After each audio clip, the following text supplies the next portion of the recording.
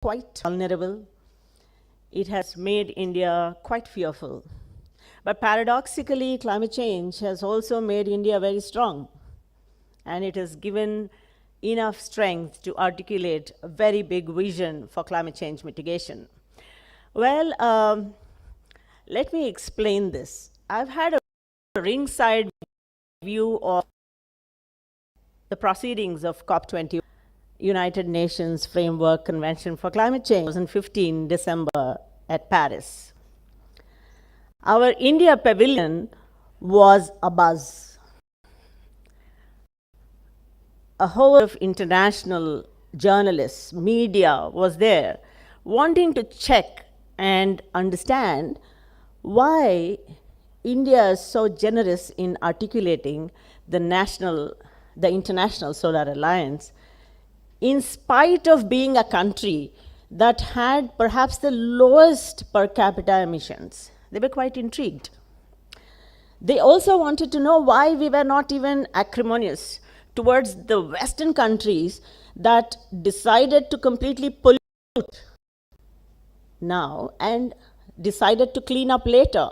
For instance, all of us know, like, over the decades, the West had really polluted.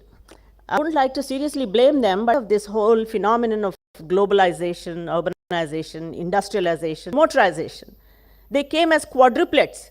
So the entire West industrialized, emitted, but they wanted to clean up later. So the media was pretty intrigued and asked us this question. You seem to be quite comfortable with your vision. At that time, we had our own answers. But today, thinking about it, I think there are two reasons.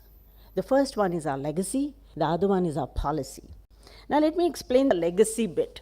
It's very interesting. If you have seen what's happening in Sundarbans today, the big ecological asset that we have in West Bengal, the mangrove forests there are being very fiercely protected by 3,000 women.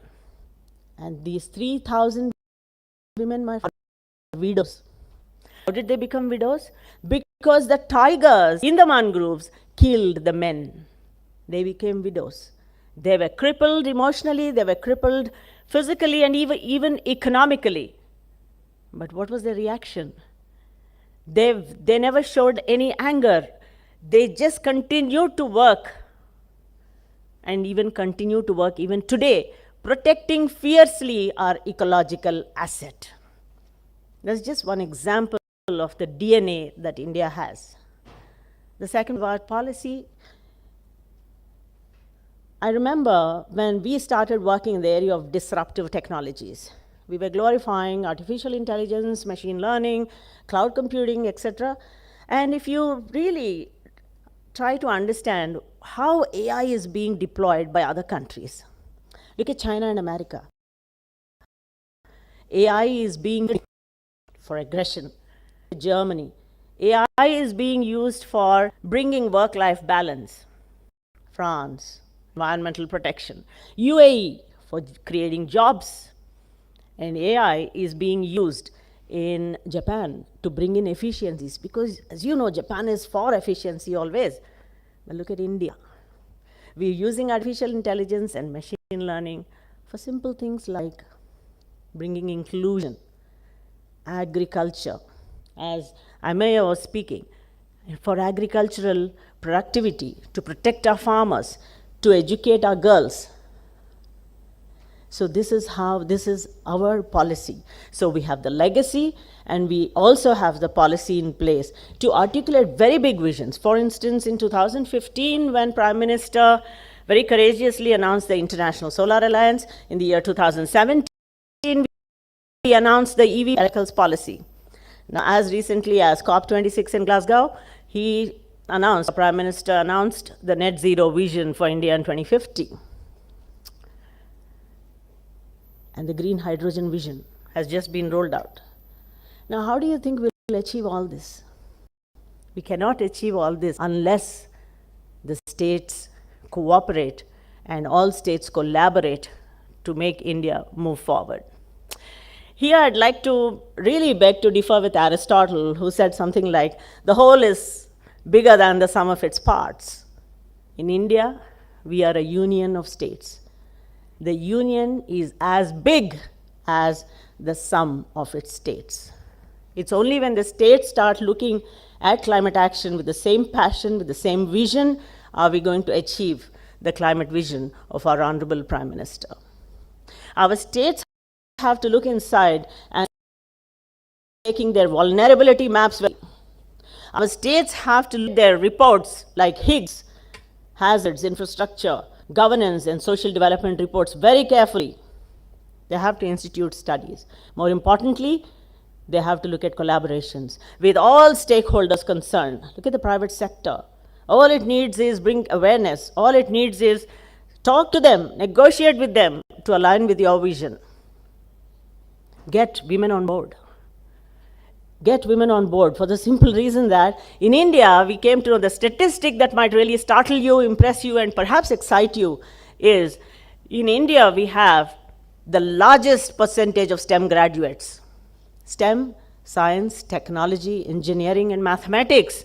Graduates are far higher in India than any other country. We're ahead of US, ahead of UK, ahead of France, ahead of Germany. These women not in to work in the area of climate science. Climate change mitigation is dependent on science. You have to pull them. The states can come out with an incentive. They can come out with policies. Now look at the startup ecosystem. India was never on the startup map. And today we have 50,000 startups. And we also have 100 unicorns. These startups can be inspired to work in the area of climate change mitigation. The potential is so high, the opportunities are so huge. All states have to come together and work, and people like you, influencers like you, can really convince the states to do that. Now let me conclude by saying that in the year 2000, I don't know how many of you recall, almost 198 country heads, presidents, prime ministers of 198 countries came together and pledged to make Millennium Development Goals. What were the goals? The goals were so lofty.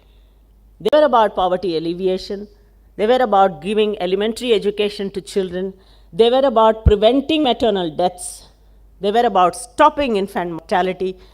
They were about not having women succumb to HIV and communicable diseases. The goals were about bringing gender equality. The goals were about environment protection. And the last goal was about global partnerships. Lofty goals. But if you see the results, the Millennium Development Goals have not been achieved by any country.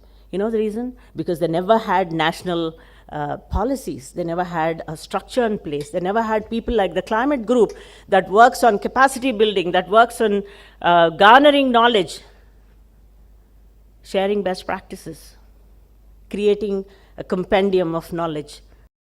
They never had that. Soon after that happened, the SDGs were announced with aplomb. I hope that we'll be able to achieve the SDGs, and in this process, people like you are invaluable. You are the fraternity. You are extremely invaluable, just as the climate group is. So my best wishes and blessings for continuous support to India so that we realize the vision of net zero of the Honorable Prime Minister. Thank you.